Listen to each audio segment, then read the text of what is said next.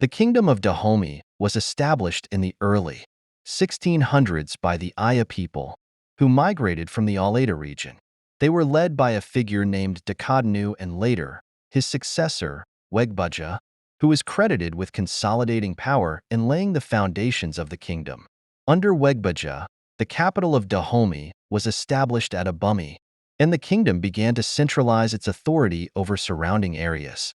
Dahomey's strength lay in its military prowess, and the kingdom expanded through warfare, raiding neighboring territories for captives, which were often sold into the transatlantic slave trade. By the 18th century, under kings such as Agaja, 1718 to 1740, Dahomey expanded significantly. Agaja is known for his conquest of the coastal kingdoms of Aleda and Wida, giving Dahomey direct access to European traders on the coast. One of the most notable features of Dahomey's military was the Amazons, an elite female warrior corps known as the Mino. These women were fierce fighters and played a significant role in the kingdom's military campaigns. During the 18th and early 19th centuries, Dahomey became deeply involved in the transatlantic slave trade. European traders, particularly the Portuguese, French, and British, purchased captives from Dahomey in exchange for firearms, cloth, and other goods. The kingdom thrived economically during this period, but it also became heavily dependent on the slave trade for wealth and power.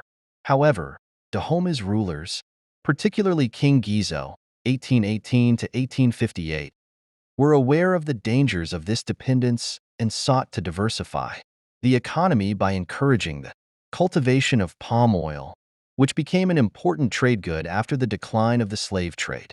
Dahomey had a highly centralized monarchy with a well-defined political hierarchy. The king wielded immense power, supported by a network of royal officials.